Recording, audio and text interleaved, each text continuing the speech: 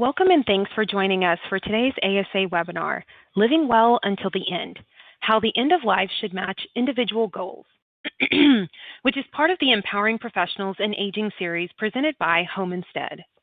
We will be getting started shortly. The slides for today's presentation are available under the tab on your screen labeled Resources. And under the tab labeled CE Application here, you will find information on how to obtain CE credit for this event. You will have 60 days to complete a continuing education application, and it may take up to 30 days from the date of your application in order for us to process and issue your CE credit. If you are not logged in directly to this webinar, that is, if you are watching as part of a group,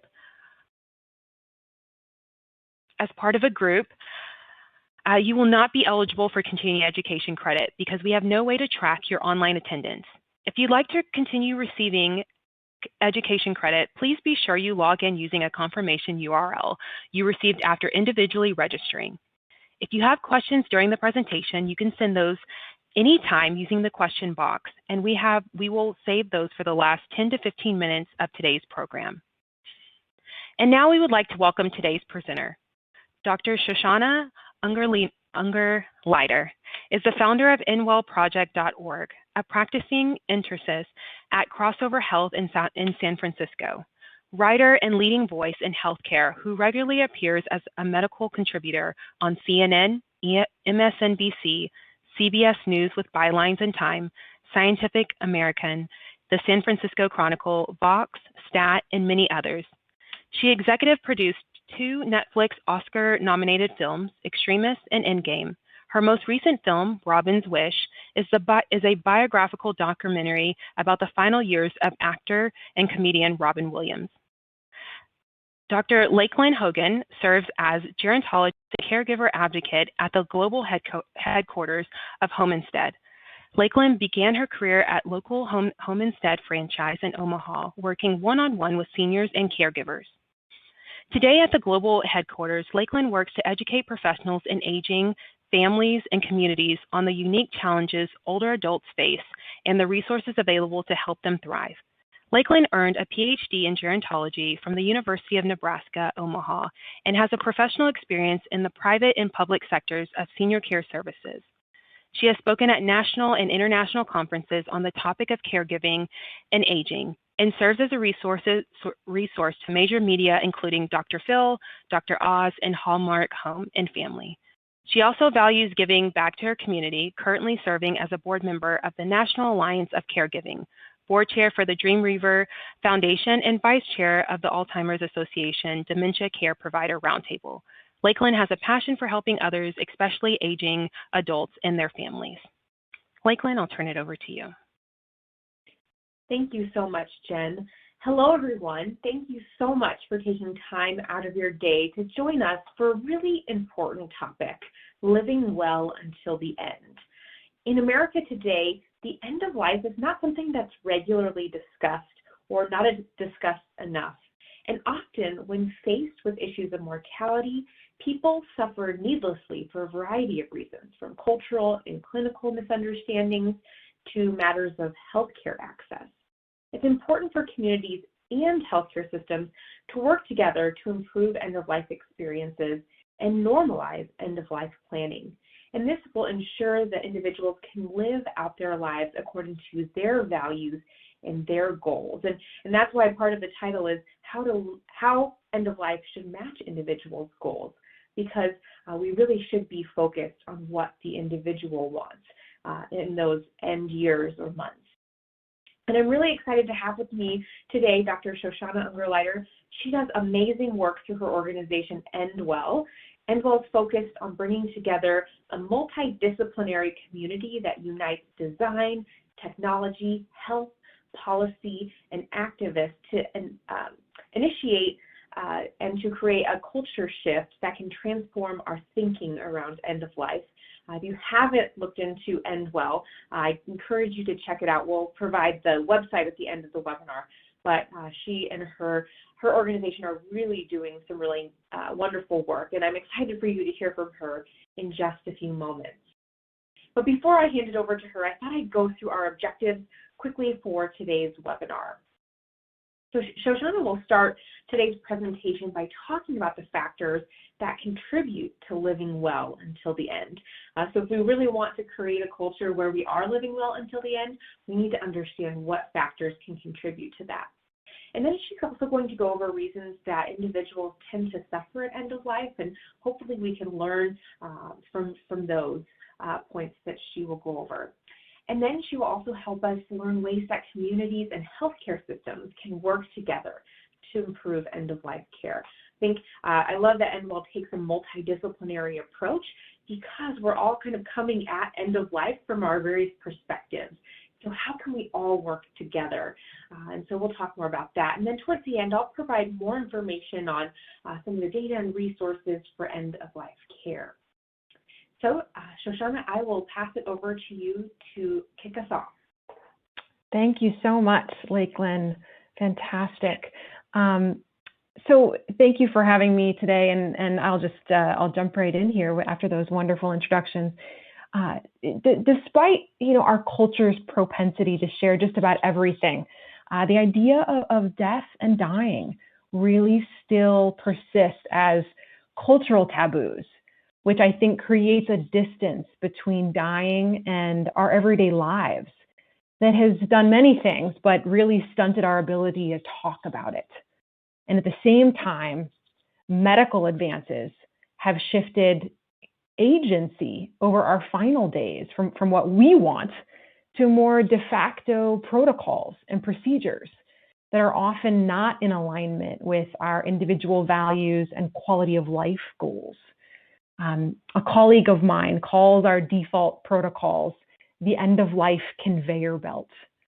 So that idea of a conveyor belt that has people receiving chemotherapy in the last weeks of their lives, or intubated and hooked up to tubes and machines, or receiving CPR in the final moments of their lives, despite the fact that often it won't help them. So I want to start by sharing a story. This was a patient that I vividly remember taking care of as a brand new medical resident. He was 88, we'll call him Mr. K, and he was suffering from end-stage kidney failure. And as I mentioned, I was fresh out of medical school. I was ready for action and on call in the ICU the night that his heart stopped beating. And my team started doing everything possible to keep him alive, as we do. And there was a code blue alarm that I vividly remember wailed in the background. And we punctured his very, very paper-thin skin again and again, inserted IV lines into his blood vessels all over his body, and put a sturdy breathing tube into his windpipe. And I stepped in to do CPR. And with that first compression on his chest, I could hear and I could feel Mr. K's ribs snapping. And it was horrifying to me. But I was trained to do this, and I expected it, and I kept going, and so did the rest of the team. But despite our efforts, nothing worked.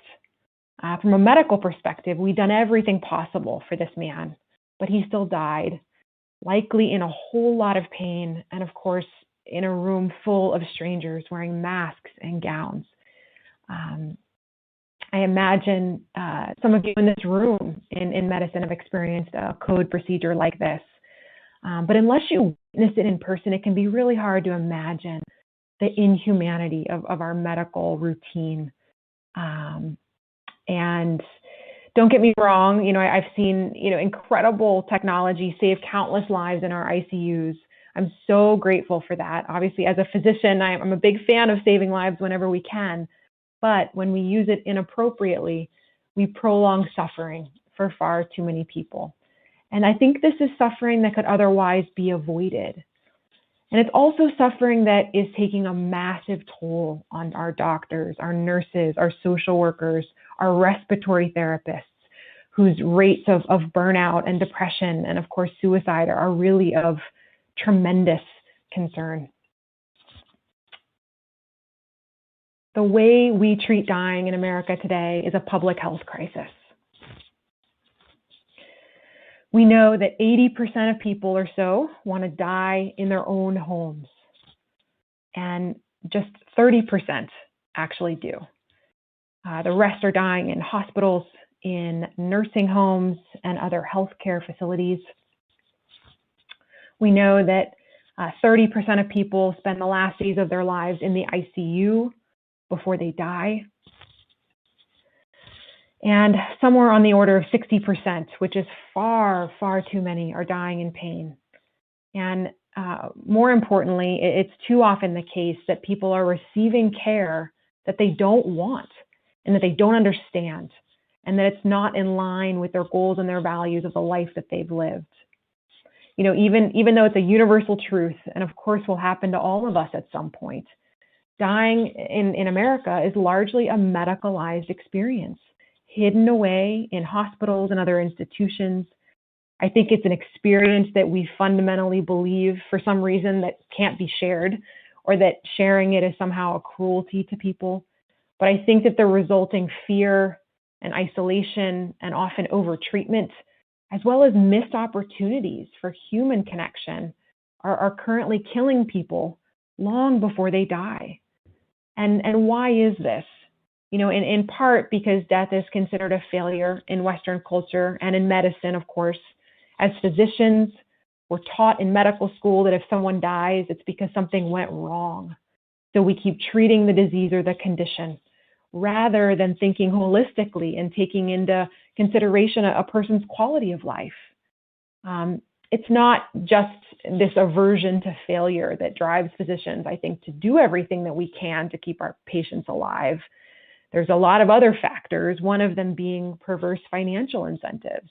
We're paid to do things to people as a system, like perform procedures and surgical interventions. And unfortunately, those incentives permeate the culture of caring for patients, even if we're not explicitly thinking in those terms when we're seeing our patients. You know, US Medicare spending for people in their last year of life is 6 times what it is for other patients. It accounts for 1/4 of the total Medicare budget. For example, Mr. K, who I spoke about earlier, he'd been admitted to the hospital 7 times in the 9 months before the night that he died. He was admitted once into the ICU with an overwhelming infection and received an invasive procedure to deliver IV medications. Then he underwent kidney dialysis with a large catheter in his neck. He was also hospitalized several times after that with confusion due to a urinary tract infection, which we see all the time. So it's not clear that all that care improves how long or how well people live. You know, patients receiving aggressive medical care at the end of life don't seem to live any longer, and some work suggests that a less aggressive approach buys people more time and absolutely more quality time. But through this overarching medicalization of death, the end of life has moved out of our collective consciousness as a society and into the shadows. And effectively, we've lost our cultural understanding of how to think about it, how to prepare for it, and most importantly, how to talk about it. The result is that critical conversations are just not taking place along the way in order to make sure that the care that our patients receive is care that they really understand and care that they really want. Conversations about a person's goals and values for the end of life, whether it's between a patient and their loved ones, between doctors or other providers and patients, or even between policymakers and the people that they serve, just aren't happening regularly enough. We know that according to this report by the Kaiser Family Foundation and The Economist back in 2017, 78% of people surveyed had thought about their own wishes for end-of-life medical care. 58% had had a conversation with their loved ones about their end-of-life wishes. 25% had documented these end-of-life wishes. But less than 20% had discussed these wishes with their healthcare professionals. And I'd love to turn these questions a bit on the audience, everybody listening today, to consider for yourself. Obviously, no need to respond here, but I just want to throw it out there. Have you had conversations with your loved ones and assigned a healthcare proxy or someone to speak for you if you can't speak for yourself? Have you documented your wishes in the form of an advance directive or a living will? Have you discussed this with your healthcare providers? And finally, how many of you rethink your wishes annually or as new health circumstances arise? We know all of these things as providers are tremendously important, but we simply can't hope or expect that our patients and their families are any better prepared for these tough conversations than we are.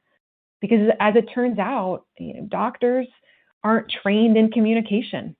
According to a Journal of the American Medical Association study, this was back in 2016, nearly 70%, 70% of doctors say that they haven't been trained in how to have these difficult conversations. Yet we all know these conversations matter deeply to patients and their families. I want to share another story that really stands out for me and hopefully highlights some of this that I've been speaking about. This was one day late in my intern year. I always go back to my first year of training. I just remember so much about that time. And I walked into this emergency room. You see the photo there, where in this bed, I met a man named Mr. Jones, we'll call him. And Mr. Jones was a botany professor who lived in an affluent suburb outside of San Francisco where I trained.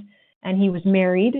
He'd had 3 grown children and really the amazing fortune of good health over a really nice, long life. But now he was 78 and he had very aggressive small cell lung cancer. Mr. Jones was getting chemotherapy under the care of a reputable oncologist at my hospital who I knew. But he'd come to the ER that night because he had severe and worsening shortness of breath that made him unable to walk across the room without collapsing. And he told me that he was scared, and so was his family. Before I came into the room, I did what I always was taught to do, and I reviewed his labs and his chest x-ray. I found that he had a lot of fluid built up in his lungs, what we call bilateral pleural effusions from his lung cancer. And this was a bad sign. When I came in the room, I saw that, I could tell that Mr. Jones had once been quite fit and brawny, although in front of me that day he looked worn out and really thin. And we talked for a while, and I asked the customary questions about his symptoms, how he was feeling. And I really got the sense that he was a kind man. And I explained to him that the fluid had built up in his lungs because of his cancer, and that while we could admit him to the hospital, to the ICU, and remove the fluid with a needle, it would only make him feel better temporarily. The fluid would come back. And I told him that his cancer had progressed. And after delivering that news, I decided to venture into what for me was really unusual territory. I asked him what he understood about his diagnosis and his future. And I explained to him that, rather, he explained to me that he'd read online how he likely only had months to live based on what he knew, but that his oncologist really wanted him to continue chemotherapy. But then I asked him what he wanted. And to my surprise, he took a pause, and after a moment he looked up and tears were welling up in his eyes, which made my eyes well up with tears. And he said to me, "I've had a wonderful life. I have an amazing family who loves me, and I want to be at home with them, not here in the hospital." And he grabbed my hand and he started crying. And then he said, and this has really stayed with me all these years, he said, "No one has asked me what I want. Can I please just go home? All I want is to be at home." And I was shocked. I thought, how could this be? How had we all failed to take a step back from the diagnosis and the treatment options and the labs and the imaging to ask the most important question of all? Mr. Jones didn't want to be admitted to the ICU. He didn't want what we're always poised to offer. He knew that there was no cure for his cancer. That had become very clear to him. And he wanted what all of us hope for in the end, to die comfortably. And so with the help of the incredible case manager and the social worker on that night and in the morning, I was able to send Mr. Jones home with hospice care early that next morning, and I found out that he died in peace 2 days later, surrounded by his family.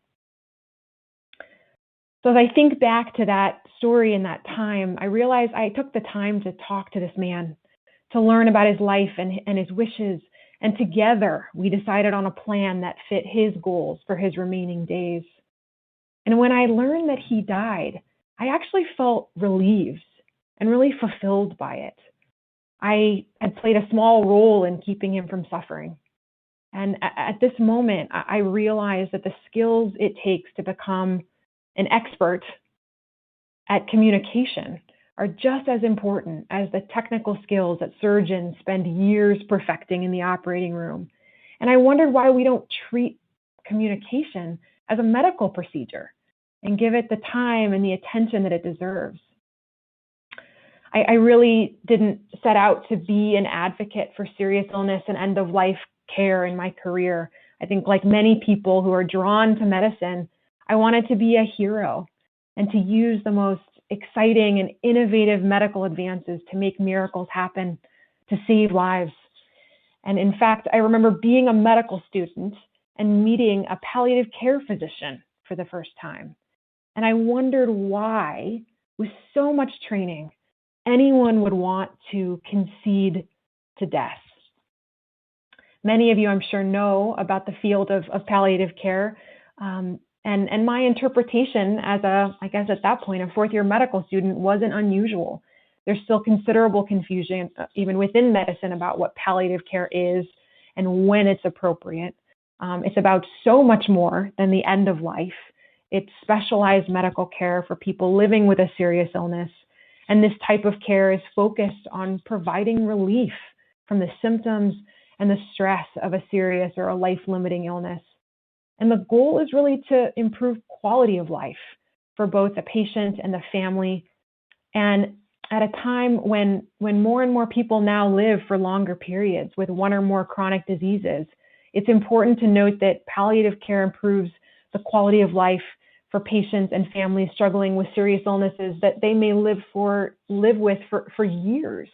So heart disease, lung disease, complications of diabetes, cancer, various forms of dementia, of course, and can be used alongside curative treatment, ideally years upstream from the end of life.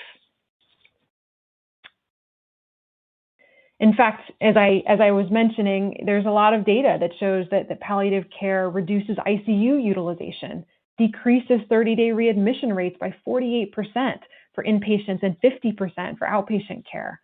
So when I learned about palliative care, I sort of became obsessed with moving the dial on how seriously ill people are cared for. And I founded a palliative care education fund to start training all the doctors where I work in how to better communicate and to learn the fundamentals of palliative medicine. Because I think no matter what field of medicine you practice, you need a core competence in these things. And I found myself early on in my career going to all kinds of healthcare convenings and conferences and gatherings to learn more about what was happening in the field. And the good news is that there is incredible things going on the ground. But what I can tell you is that it's mostly siloed. Doctors talk to other doctors, hospice providers often speak to other hospice providers, insurers to insurers, policymakers speak to policymakers. And I don't see enough people talking to patients and their caregivers. And while at every gathering I went to, people would talk about how, of course, the healthcare system is broken, the majority of what we could imagine doing as a solution was kind of to rearrange or to fine-tune what we already have. And that confused me until I realized that it's because most of us, inside and outside of healthcare, have internalized the idea that death and dying are medical issues. So we keep searching for more medical solutions. But dying isn't a medical issue alone. It's a human issue. And I felt a burning need to help people better understand this or shed more light on it. But the more I learned, the more apparent it became that to effect really comprehensive and lasting change around how we die, we need to tackle 3 key areas. The first of them being perception. In the past year of the pandemic, COVID has really shown all of us that life is so fragile, that tomorrow is never a given, no matter how old you are. And more people than ever before are being forced to contemplate their own mortality.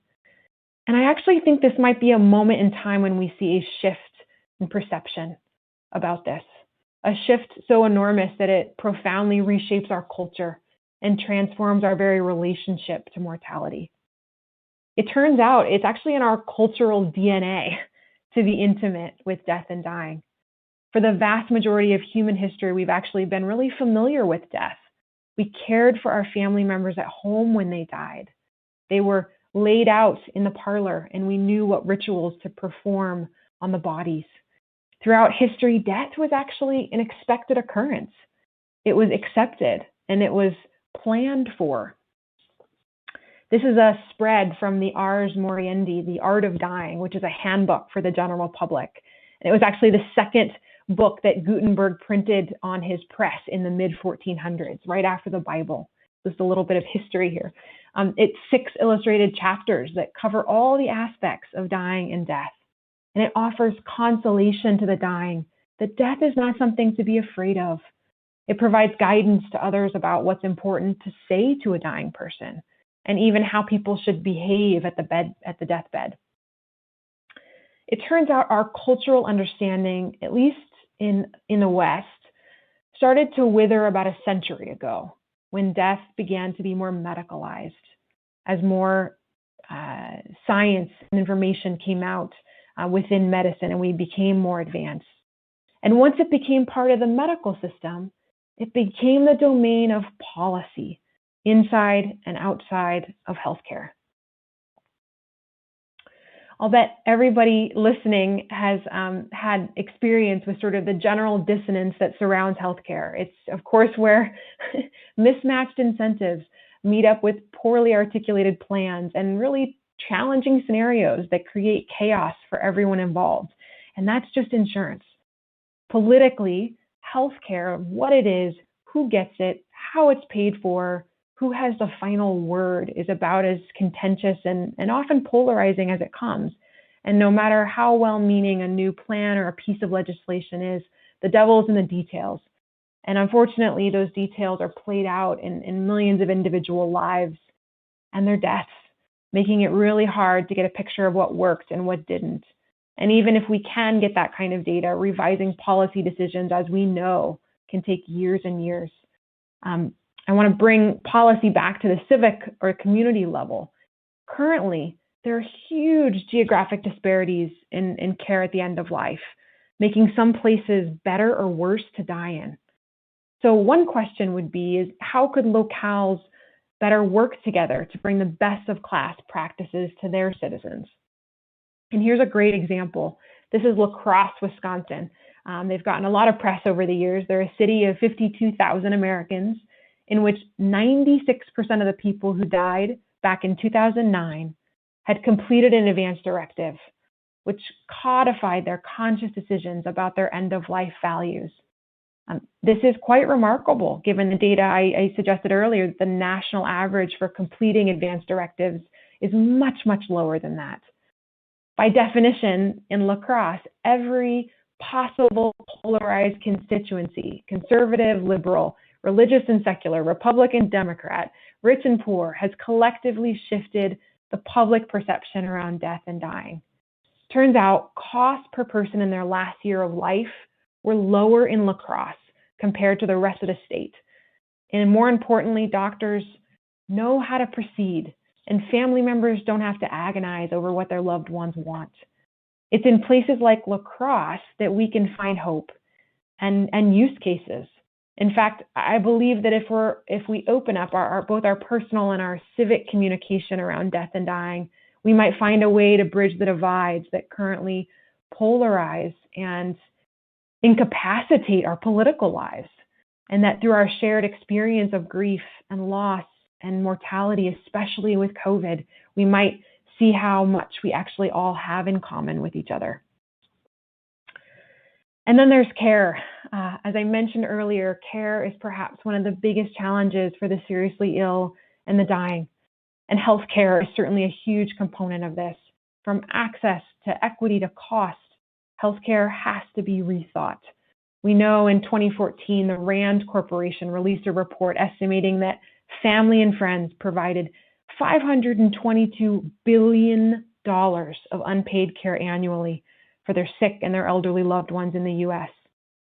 3 out of 5 of these informal caregivers also work, placing them at risk for reduced incomes or job loss. And meanwhile, our paid or our more formal caregivers, as we know, are often poorly compensated and with limited training. And even so, there aren't nearly enough to fill our needs. Of course, care is so much more than healthcare. We're learning more and more that the other more ineffable stuff like spirituality and connection and pleasure and even comfort have tremendous impact on health outcomes and the reduction of suffering. We're also learning that those same things matter deeply to the health and the well-being of family caregivers, people who often get caught in the same cycle of deprivation and disconnection that is impacting the very ill for whom they care. This thought leads me directly to my plea that we don't, charge off each in our own professional areas of expertise and try to think about these challenges in isolation from the rest. All 3 of these areas, perception, policy, and care, are deeply interdependent. And without coordination, the best intentions in one realm can actually make it worse for another. For example, advocating for people to die at home, say, surrounded by loved ones is essential. But without the economic, the social, and the public policy mechanisms to support family caregivers, the human and the financial toll will simply be far too great to bear, especially for underserved and low-income populations. So how do we effectively coordinate our efforts and harness the burgeoning interest in death and dying? How do we work across disciplines outside of entrenched silos and specialties? The big question is, how do we create a healthcare system that looks at the whole person and their life circumstances? Well, one way to do that is by asking people from sectors already working in this way for help. And what I've learned is that in healthcare in general and in the end-of-life space in particular, there are these tremendously high, real and perceived barriers to entry.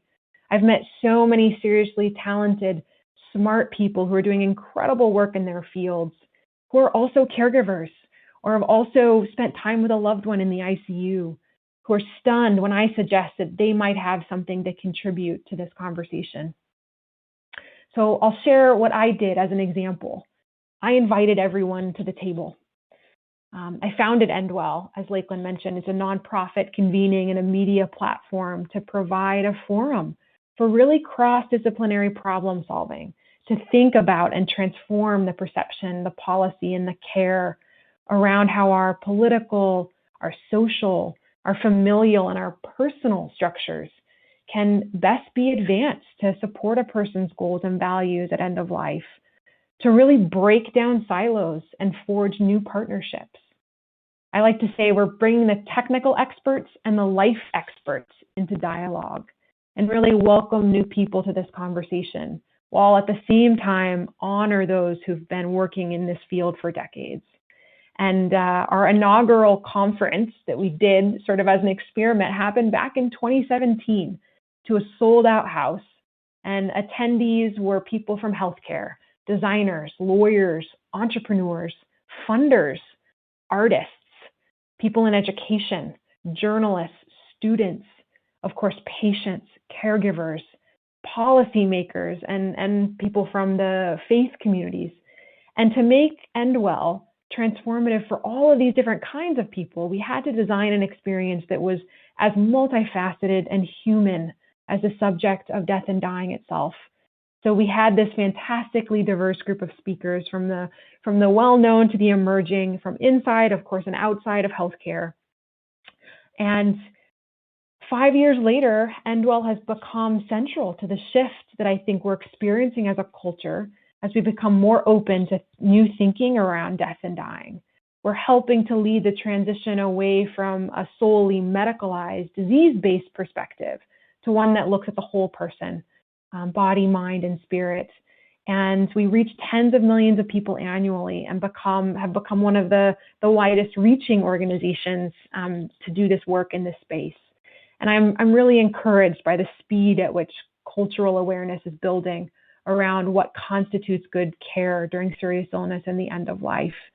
As we see so much change on the demand side, it's also imperative, right, that providers and payers and institutions that regulate them be able to quickly transform enough to supply that demand. Otherwise, the gap between aspiration and reality will be devastating for patients and their families and the professionals who care for them. And the more work that I do with EndWell, the more I'm convinced that issues that come together in serious illness, in the advanced aging, and at the end of life are many of the same issues that plague healthcare delivery and outcomes at all stages of life. We know healthcare is broken and needs to change. We've known this for some time. And the good news, or maybe it's the bad news, is that we're finally at a tipping point where full-scale transformation in so many respects is both imminent and I think inevitable, especially what we've learned throughout the pandemic, whether we in healthcare are ready for it or not.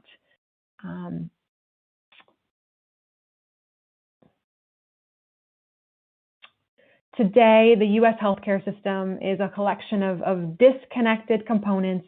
It's health plans, it's hospital systems, pharmaceutical companies, medical device manufacturers. By 2040, we actually expect the consumer will be at the center of the health model.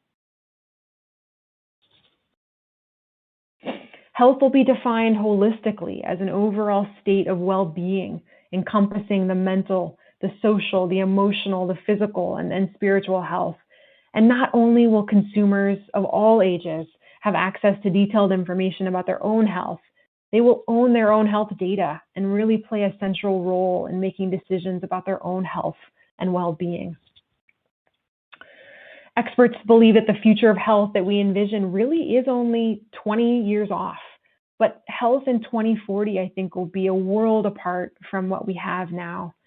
Based on emerging technology, I think we can be reasonably certain that the digital transformation, which is enabled by radically inoperable data, artificial intelligence, open, secure platforms are going to drive much of this change. Unlike today, we believe care will be organized around the consumer, the patients, the caregivers, rather than around the institutions that drive our existing healthcare system. And most likely, you've already felt the winds of change within your own institutions or your own personal experiences of healthcare. The concept of patient-centered care is out there more and more, and that's great. But I would argue that we must move beyond the way we've currently been envisioning patient-centered care, which I think is mostly wonderful, but empathetic delivery of what we already know how to do. We need to move to something, I think, that's much more radical. And we need to start by truly knowing who the person is that we're treating. And none of this is straightforward or easy, I recognize. At approximately 18% of the US GDP, healthcare is a massive sector. And with so many stakeholders involved, change in one area can cause ripples or changes in profit, upstream or downstream, that can meet resistance, of course. So if any system is like the proverbial plane that needs to be rebuilt while flying, it's healthcare. So where does someone begin without crashing the entire system? I believe that we can start with one radically simple idea. This is related to people near the end of their lives, but throughout their lives. What if the entire healthcare system was geared towards asking patients one question? What are your goals and your values of how you want to live your life? And then tailoring all care based on the answers to that question. I think this turns the notion of top-down medical care on its head and engages the patient and their family in a completely different way. In other words, we're going to have to transform from asking what's the matter to asking what matters most. And thinking about the future of care through this lens requires those of us who are really linear or data-driven, analytical thinkers to step far outside of our comfort zones. We need to learn and get comfortable with the soft skills like communication and empathy, and of course, cultural awareness. I think skills that for the most part, neither our training or our codes, right, enable or incentivize. Thankfully, there's some wonderful signs of change happening on the training side. Medical schools are starting to recruit and train doctors differently. Schools like Jefferson and Mount Sinai and Yale and Stanford are recruiting candidates from humanities departments, for instance, and limiting or creating a way for them to do a minimum number of science courses and then ask them to take other kinds of studies so that they have a well-rounded background when they come into medical school. Even design thinking courses so they can start to think more in a flexible, creative way as problem solvers. Let's see here. And while this concept of patient-centered care might feel new, it really isn't. I think it's been at the core of the patient-healer relationship for quite a long time. Hippocrates, the father of clinical medicine, said it's more important to know what sort of person has a disease than to know what sort of disease a person has. I'm just going to skip ahead a little bit here. Okay.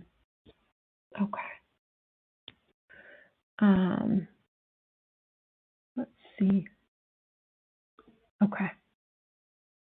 More recently, until the middle of the 1940s, it turns out, and we know this, the majority of physicians in America saw their patients in their own homes, especially when they were ill and around the end of life. Doctors got to know their patients, the environment in which their patients lived, and the people they depended on or who depended upon them. And they were also allowed to really feel. I think I skipped ahead too far here. Apologies. Let me go back to where we were. Okay. A doctor practicing in the 1940s wrote, "Some people manifested such explicit confidence and esteem of me, it made me love them and realize how great my obligation to them." You know, I very much believe that the entire healthcare system can benefit enormously from bringing a person-centered perspective into all aspects of treatment and care. And what draws me to make this case through the lens of end of life is that at those moments, a person's last, the stakes are so very, very high.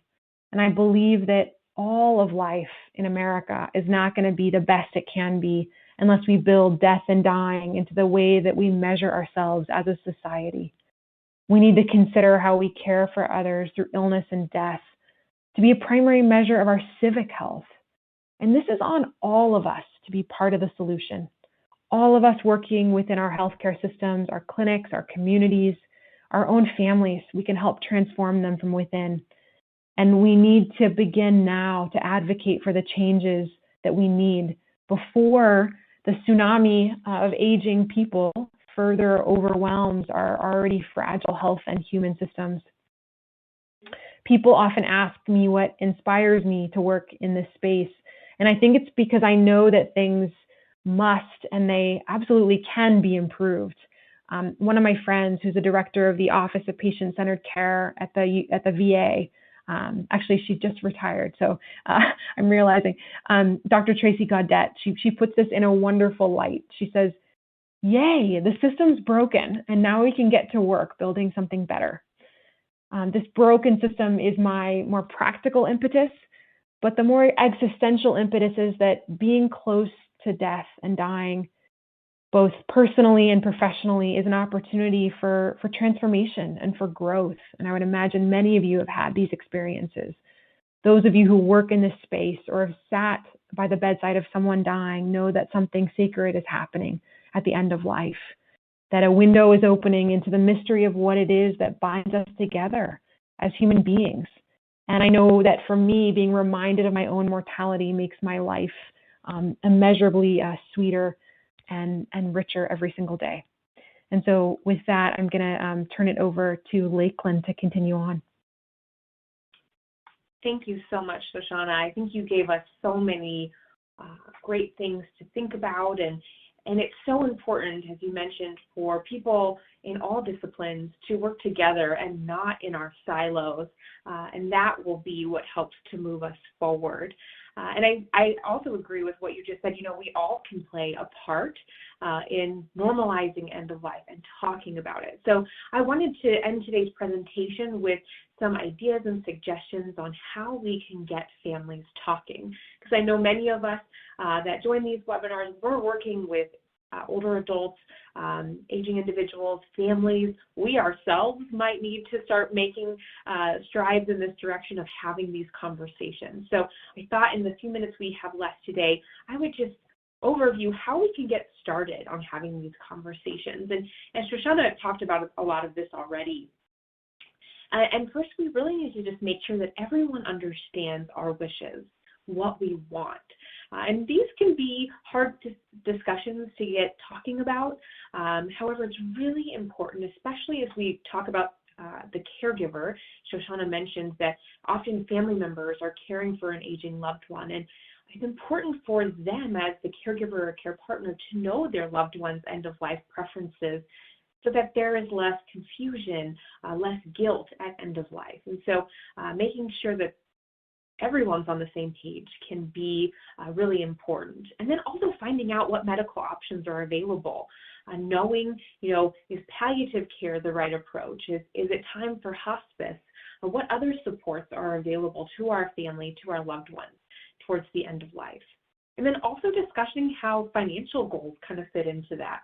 A lot of planning for end of life and the care that leads up to it often at times involves some sort of financial. So having those discussions is important. And also engaging a spiritual advisor. End of life for so many has a spiritual tie or a religious tie to it. So talking with your pastor or rabbi or spiritual advisor, or even just seeking within yourself, what is important to you from a spiritual perspective. And then to convey those wishes to everyone involved in the care team. So making sure that the family members know, the caregivers, the care partners, making sure that the medical professionals and the clinicians, they're all also on the same page when it comes to the person's wishes. Those are really, that is a really important step. It's one thing to have all of this great information decided upon and to talk through, but you have to make sure everyone knows about it so that the person's wishes can be carried out. I've listed out some of those legal documents that Shoshana had mentioned earlier, making sure you have a healthcare proxy and revisiting that regularly, especially when major life events occur. Often I see an older adult who has their spouse as their healthcare proxy, and what if that spouse passes away, or maybe they start having cognitive issues, and maybe they're not the right person anymore. So that healthcare proxy, the living will, the advance directive, those are things that are needing to be revisited. It's not a one and done type of thing. We need to be almost treating it like a spring cleaning of your home, also a spring cleaning of these legal documents, just to make sure that they're up to date and accurate. And then sometimes it's helpful to bring in outside assistance, an attorney, financial planners, maybe even planning your funeral ahead of time, bringing in a funeral director, and then also just researching the care options that are available. When we think about end-of-life care, Shoshana had already gone into palliative care, and we know that that's a specialized approach to the treatment of patients with serious or life-threatening illnesses, and the goal is really that relief from symptoms and pain and the stress of illness, and really to improve quality of life. And hospice is a type of palliative care that's also focused on pain and symptoms and stress of a serious illness in the terminal phase of that disease, so really at end of life. And I hear so many families having a great experience with hospice and often saying, I wish we would have started hospice sooner. It can be a really valuable resource that people maybe have some fear of or misunderstanding of. So it's really important to look into what those types of services can provide, not only to the individual, but also to the family. We know family caregivers often step up and provide a lot of support at end of life. Hospice isn't really there 24/7.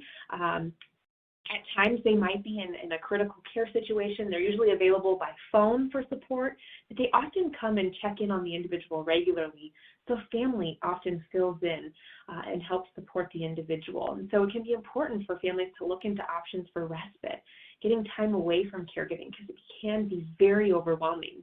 And then also home care can be a great option to support family members, maybe to take on some of those personal cares that are involved at end of life, or some of the tasks around the home, so that family can really be by that bedside and engage with their loved one. We know that end of life can be an emotional experience, and it brings a wide range of emotions. And so as you're working with families or individuals towards end of life, as Shoshana mentioned, it's important to really get to know the person and help them to understand that it's okay to embrace the emotions and to recognize that they're normal. End of life can be a beautiful thing, but again, it can be a very emotional experience. And each person is so unique based on their personality, their life experience, and their faith might also play a role. And we know that there is grief involved a lot of times with end of life, also a unique experience for everyone. And as a society, a collective society, throughout COVID, throughout this pandemic, we've all been faced with our own grief in various ways. And we see some common tasks of the mourning. And through COVID, the way we mourn those that are passing or those that have passed has had to look different. Funerals have been, in some cases, unavailable or very limited. Burying our loved ones is often a big part of that grieving process, and some people haven't been able to do that, or haven't been able to be at the bedside of their loved one as they're passing away in the hospital, or haven't been able to go visit because of restrictions in community settings. So this year we've all, again, have been experiencing grief, and some have not been able to fully express that grief. And so, again, these tasks of the mourning look different. It's a unique experience for everyone, but often it's accepting the reality of the loss, taking time to process the pain of that grief, and adjusting to a world without the deceased individual, and then to find an enduring connection with the deceased in the midst of embarking kind of on a new life without them. And I think, again, this year during the pandemic, it has been hard. Our lives have been turned upside down. Regular connections that we've been able to make in the past may not be what we've been able to experience in the last year. So grief has looked different through this last year, and I think we'll continue to see the impacts and continue to experience grief in the years to come. So finally, before we open it up for some questions, I do want to leave you all with some great resources. If you want to learn more about EndWell, there's the website right there. Also, the National Hospice and Palliative Care Organization, Hospice Foundation of America. Those are some great sites with wonderful information. If you're looking for some websites, you want some resources, handouts that can help you have these conversations, the 5wishes.org is a great site to visit, and also the Conversation Project, a wonderful website. And then there's some books listed there on the screen. I've read several of them. I took a death and dying course in my graduate studies, and it was one of my most favorite courses. And those were some of the books that I found to be really enlightening. And so feel free to check those out. And then we have some additional resources here, and I'll leave those up as we take time to open it up for questions. But I just want to, before we do, I just want to say thank you first to Shoshana for joining me, and then for everyone on the call today. We've seen some great comments coming in. You're sharing your experiences with us of death and dying in your life or in the work that you're doing. And I know it's not always easy, but it's going to take all of us working towards, again, normalizing this conversation and making, I like how Shoshana, she had that slide that said that dying isn't a medical issue, it's a human issue. And so I know people working in this field find their work very meaningful, and it's very personal to them, and we appreciate all you do to help with this human issue of end of life. So with that, Jen, I'll turn it back to you for some questions. Yes, thank you. So our first question says, at what age do you believe advanced directives should be initiated? I believe end-of-life care should be talked about for younger adults as well as older adults. That's Samantha, a great question, Shoshana. I would love to hear yeah, your thoughts on that. sure. Yeah. Thank you, Samantha, for that question. I agree with you. I think it's never too early, right? For young people to be thinking about these things. It's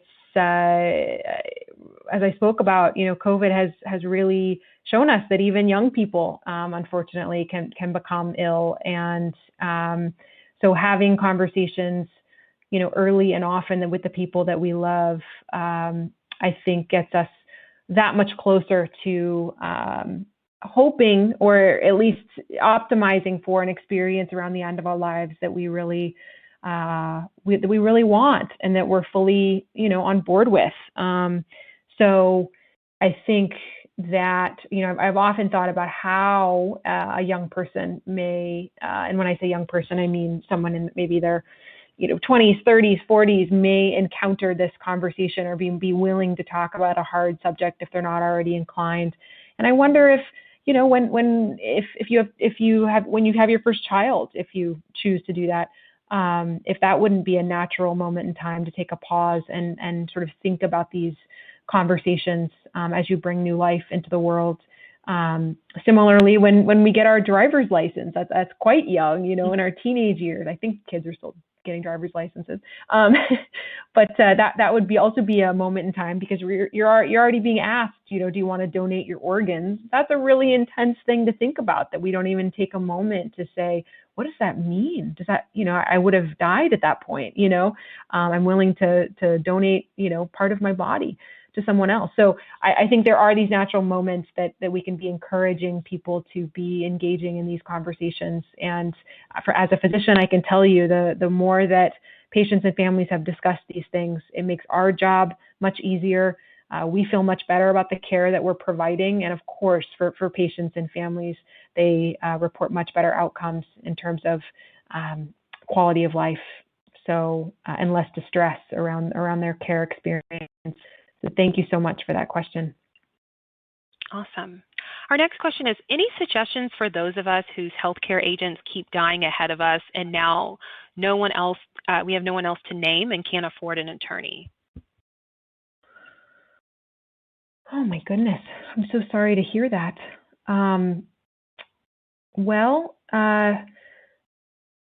Gosh, that's a tricky one. Lakeland, do you have thoughts on that? Mm-hmm. Yeah, that is a tricky situation. And I know a lot of local area agencies on aging, they have kind of a legal aid kind of arm of their operation, where sometimes they can help provide free legal advice or support to an older adult. So you might want to check with your local area agency on aging. But that one is really tough. And if the individual is still of sound mind and they can contribute to their wishes, I think even just going to some of those resources that I had up on the slide, I'll go back to that, the 5wishes.org, kind of talking through that document and at least having that conversation. And I come from more of the psychosocial world, not necessarily the medical world, so I'm not sure if that would hold up in terms of being added to a medical record, but maybe just taking those even little steps to have the conversations if they're able to contribute, and then reach out to the local, maybe area agency on aging to see if there's any legal support that you could tap into to assist that individual. Awesome. And we have time for just one more question. What role does religion play in the end-of-life perception? How do caregivers approach patients' religion with sensitivity? That's a great question. I think there's obviously an ideal scenario here, which would be to first, get to know the person you're caring for, find out about religious or spiritual preferences. I think that often gets lost in the shuffle of the busy world of being, in the hospital specifically. I think nurses often I've seen do an amazing job of ascertaining the answers to those questions with their patients, and for some reason, physicians don't always take the time or think that that's critical when it actually plays a huge part. I think that one wonderful thing about the world of palliative care being such a team-based interprofessional approach to care is that the elements of spirituality and religion, are front and center in that conversation. And we often have chaplains as part of the team that are non-denominational and can really connect, and especially with people who truly want to engage in a more in-depth conversation related to religious preferences, ritual, and families as well. So I think that from my perspective, and I know that there's data on this, that religion for certain people plays a huge role, and we absolutely need to be engaging in these conversations with our patients throughout the journey of care, and of course at the end of life. Thank you. Well, that question wraps up our webinar. Thank you again, Shoshana and Lincoln. If you'd like to claim CEUs for today's webinar, you will be receiving a follow-up email by the end of the business day that will contain a link to the CEU application. That follow-up email will also contain a link to today's slides. Please note you have 60 days to claim CEUs for today's webinar, and please note it will take 30 days from the date of your submission in order for us to process and issue your CEUs. Thanks for joining us today, everyone.